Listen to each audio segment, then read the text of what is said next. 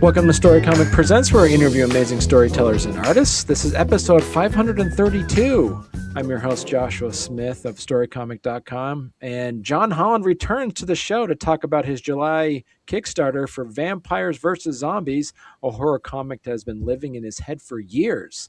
The project started once before with artist Hernan Gonzales, who drew about 8 pages in black and white. John loved the look, especially the way the use of red blood made the violence pop against the stark artwork. But the comic went on hold while John juggled too many projects and limited funds. Now Vampires vs. Zombies is back with Jorge Luis Gabotto doing the art, lettering, and coloring. John's going to talk to us about why George was the right artist for this version and how his expressive faces and monster designs changed the energy of the book, and why this was the right time to finish a story that never really left him. We'll also dig into the fun premise itself: vampires, zombies, blood, survival, horror rules, and what happens when two classic monster types collide. If you like indie horror comics, creator-owned projects, and behind-the-scenes stories about comics that almost didn't happen, this one is right in the pocket. John, welcome back. Thank you, sir. I enjoy coming on your show. Yeah, it just seems like just recently you just came on. And I love having you come back on because I always love our conversations. Now, talk to us a little bit about the jump from Hernan Gonzales to Jorge Luis Gabotto. Well, when Hernan and I started it, it was black and white because at that time I was doing more black and white comics. A lot of it was for financial decisions, but also Hernan draws black and white so good. His black and white artwork, I think his black and white artwork is great. So we started it, I did the first issue. He did about 8 pages of it. And then, like you said, just because I was juggling so much, it was towards the end of the time of my retail career. I was getting ready to retire. My mom was sick. It was like when she was getting real sick before she passed away. So a lot of things went into it. The book got put on hold. I ended up working on a lot of other stuff. So I was working with Jorge on Akemi, and we did the first 2 issues of it, and the plan was to do the 3rd issue.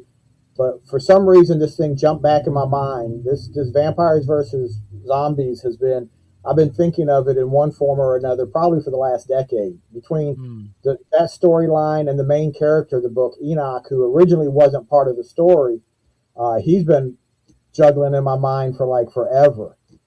So, I started thinking about it, and I was like, well, let's put a pause. We can take a short break from Akemi. Let's put this first issue out. I was thinking, vampires and zombies are really popular in comics. Right. Maybe this will, take off a little better, and then we'll go back to, do the next 2 issues of Akemi, because I want to do at least 4 issues of Akemi to finish the first story arc, put it in a trade, see how that does, and hopefully, continue it after that.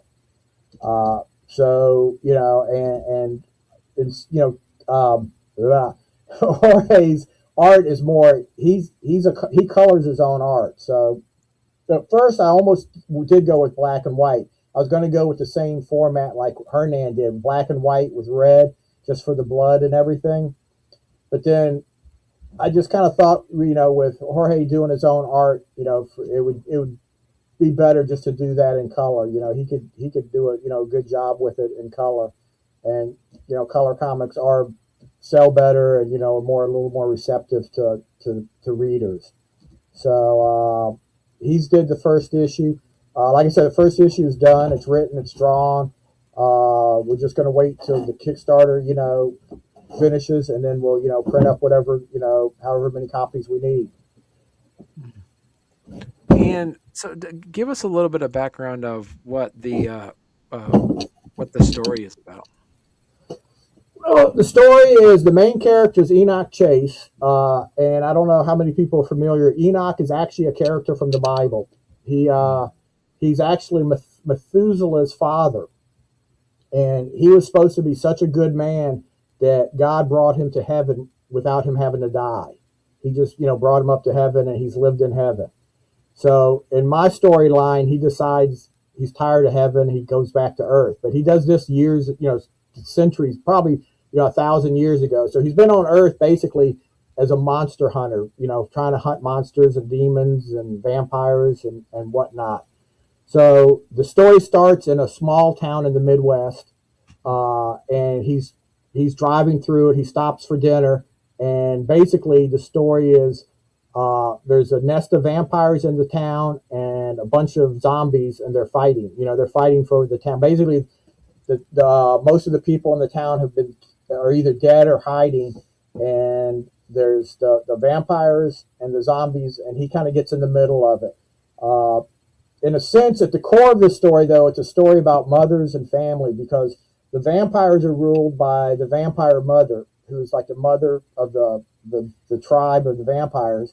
The zombies are ruled by the zombie queen, and then there's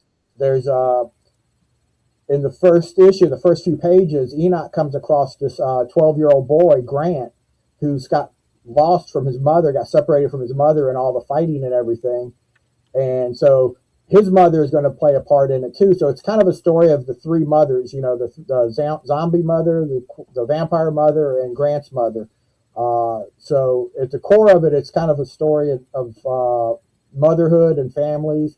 And Enoch is going to be the main character, and he's kind of adopting Grant at the beginning. They're off on a journey fighting vampires and zombies. And talk to us a little bit about also the what are your horror rules in this comic? Well, the vampires don't turn into bats. Okay. But it's pretty much pretty vampires and zombies. There's not a lot difference from, I think, the typical vampire or the zombie. The vampires can't live in the sun. They have to hide in the during the day. They basically, their main headquarters is this old warehouse that they board up so the sun doesn't get in. They don't have to live in coffins or anything like that. And what about the zombies? The zombies are basically kind of zombies that are just go around, not much of a brain, eating people, kind of killing people, but they're actually ruled by the zombie queen. She actually controls them, so she can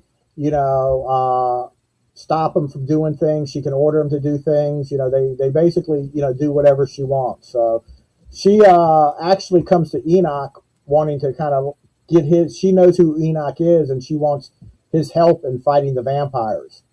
Like, talk a little bit about is there specific powers that the vampires and the zombies have? Just regular, vampires, biting people, killing people, nothing like, anything different than what you normally would see with a vampire or a zombie. So you had it written up to, when you had it written up to around page 14. How much did that original script survive when you revisited it? Pretty much all of it. I just, the first 14 pages I went back and looked at. I might have tweaked it a little bit here and there, but the first 14 pages stayed, and I just added the last 10 pages. I was going to say 7 pages. Math is not my strong suit. The last 10 pages to it. So, it's pretty much the story that, I started when I was working with Hernan on it. Okay. And what does the reader need to understand in the first few pages when they read it? I think it'll be easy because, like I said, it's pretty much your typical vampires, typical zombies. If anything, you might Enoch is going to be more of a mystery. His backstory, but I don't think there's anything in it that a reader can't pick up and realize what's going on within the first page or two. Mm. And then what? What's the hardest part, John, about writing horror in comics? I think part of it is, for me, it's the line of going too far with, as far as like, I always call it gross horror. To me, some horror movies and books aren't so much horror. They're just, they show people getting pulled apart or people's heads getting cut off. And to me, that's not so much horror. That's just kind of gross. Right. Horror, is, sometimes something can be scarier by what you don't see than what you see. Mm. So, I mean, in this book, there's a lot of, vampires and people getting shot and blown apart. So, I say that with one part of side of my face, and the other side, I'm saying, yeah, we're kind of, throwing this out there too. But, it's because it's kind of what's expected in a horror book or a vampire book. But, And so what's more fun to write than like the quiet dread or like the big monster moment? I like writing the quiet dread more than, something that kind of sneaks up on you. This issue, at least the first issue, is a lot more of the, the the the action, the blowing up vampires, the killing the zombies, that type of stuff. So Right. And then what about, like I said, like you mentioned that like your vampires don't turn into like bats or anything, but what about like your zombie rules? Are they slow? Are they fast? Are they smart? Do they swarm? What type of they're zombie do not you have? they're not smart. They're kind of dumb. They're not as slow as I think a typical the zombie. They're a little more faster. They can walk kind of, I guess, more normal, or speed up a little bit. So they get around a lot quicker than the zombies that are just kind of stumbling around after people. Hmm. Well, hey there. If you're enjoying our podcast, don't forget to subscribe on YouTube or leave us a 5-star review on your favorite podcast platform. Your support means the world to us and helps us keep this show going. We love hearing from you, so any feedback is welcome. And thank you for being a part of our podcast family and for all your support. It truly means a lot to us. When you reopened the script, did it still feel like alive right away, or did you have to you mentioned that you didn't have to like change much of it, but looking at it with like fresh eyes, No, was there it's still, anything? yeah, it's still, I thought, resonated with me. It's still, because it's a story, even though I knew, we didn't finish it, it was something I always did want to go back to. So it's Right. like I said, this thing has been in my mind for like a long time. And even before Hernan, I had been, it had been in my mind probably for 3 or 4 or 5 years before, I finally sat down and wrote the first script, or most of the first script. So when I went back, it's still kind of still was alive for me. It still I thought sounded really well. So I just added the extra pages and sent it to Jorge. Right. And did you always know you're going to come back to it? I think so. It was Yeah. always something I wanted to come back to. Like I said, it's something that's stuck with me for so long. The whole mythology of Enoch has always been. He's been a character I've tried to fit into other writings before. I've tried to say, oh, well, maybe he would fit in here, or he would fit in this, and I've really never found a home for him until when I created the premise of the vampires versus zombies. He just seemed to kind of fit in that very well, and so he's been a character that's lived with me for like a long time, that I've just wanted to Right. kind of get out there. And so what do you say to your readers and your fans that like Alma, or like robot sex, or like lizards, or or like Akemi, like all the other ones that you've written, and they're like, well, here he goes, John, writing another comic book. What about the other ones you started? So what did you want? What did what message do you want to give to your readers? I plan to come back to as much of them as I can. If this book really takes off and makes a lot of money, then I can pay the artist and finish more work. I'm a fairly quick writer. I mean, sometimes I drag stuff out, but if I made enough money to pay a few artists, I could go back to Akemi. I can go back to Alma. I can go back to Robot Sex. Because the biggest thing that's stopping me right now, honestly, is just not being able to hire the to pay the artist. Akemi, the plan is definitely to go back and finish the next 2 issues. We plan to do 4 issues, do a trade, and see how that does, and hopefully we can do another 4-issue story arc. But Alma, I've signed a contract with Source Point Press. That's going to be coming out in about probably a little over a year. We're going to finish the first story arc, and it's going to come out in a trade. So that will be coming out. Akemi is going to be coming out. I really would like to go back to Robot Sex and a few of the other things. So we'll see what happens. Like I said, if this does, part of this, zombies versus and vampires, I'm hoping just that subject matter will attract enough attention and enough people to support it where, I can use some of that money to pay these artists to do more work. Right. And what can people expect in the Kickstarter? We are right now. I've got 1, 2, 3, 4. I'm not sure. I think 5 variant covers. Okay. I've got Jorge is doing a couple different covers. We're going to have like a cover A and a cover B. So we're not going to do a lot of extra stuff because I think you can get bogged down in stickers and pins and we're planning to do a T-shirt. We're going to do a metal cover. I've never did a metal cover, so I don't know how that's going to turn out or how that's going to look, but we're going to try something a little different with like a metal cover, and just that's probably about it. I don't think we've done too much else in it. Like I said, I don't like to do a lot of variant covers because the last one I did on Alma, we had a lot of variant covers, and I'd have a variant cover sell 2 copies, and then I'd have to just print 2 copies up. It cost me more to print the variant covers, and so I think you could go overboard because I don't have any really big name artists, doing the variant covers. If I could get a Jim Lee or a Todd McFarlane, then that'd be a different story. But Right. I'm getting some artists that I know. And some really cool variant covers. So we'll have variant covers, a couple, like I said, cover A and B from Jorge, and a metal cover, and we're going to do a T-shirt. Okay. Oh, so have you done T-shirts before? I do T-shirts for myself at conventions, but I don't do a lot of T-shirts because T-shirts you can lose money really quick.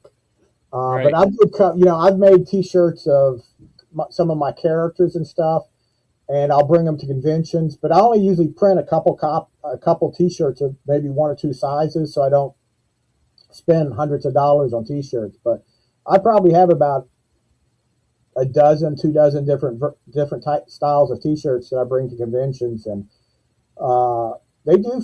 A lot of conventions they're the difference between me walking away from a convention making money and not. Zombies versus vampires versus zombies. Is this in the same Holland verse? I haven't decided yet. it probably somewhere if it continues, I'll probably drop some little hint in there somewhere that But I mean, it would fit in like the world of Alma very well. Right. Yeah. And what's the plan? Is this going to be? Do you see this? You see this being like an ongoing series, or is it like 4 issues, 10 issues? How many issues is this going to be?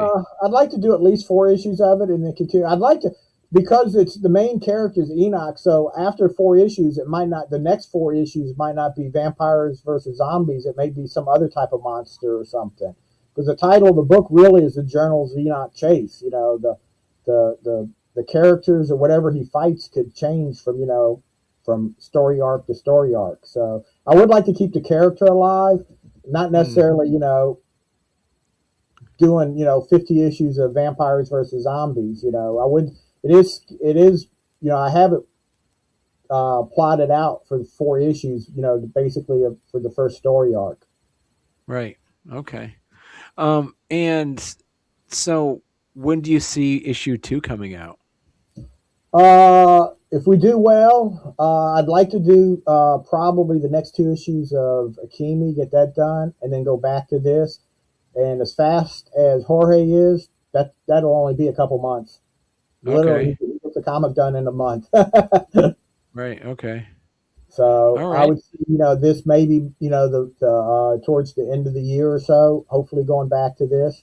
'Cause like I said, I want to get the next 2 issues of Akemi done so we can at least have that storyline finished. And if it doesn't go any further than that, at least I can say that's complete. And can people go to Diebold Comics and you'll have a link on your website for people to go to your Kickstarter? Yes, I will. Yeah. Okay. Yeah, I will. All right. I do. Yeah. Okay. And if, Excellent. if anybody sees me on Facebook or anything like that, I'll be putting links to it like all over the place. Yeah. Excellent. Is there anything else that you want the listeners and viewers to know about vampires versus zombies? Just check it out. I think it's it's a monster book. It's a lot of fighting, a lot of getting vampires and zombies blown apart. But I still think there's a story in there. There's a Right. story about people. I can't. It's hard for me just to say oh let me just throw a big violent monster story in there and that's it. Like I said, I think at the core of the comic, it's a story about motherhood. It's going to Okay. be a story about mothers. You have there's seems to be like a mom presence like in all your stories. Yeah, kind of. Yeah, Yeah. I do have a lot of stories. I feel like with women are the main characters of my stories. Right. Yeah. No, that's really powerful stuff.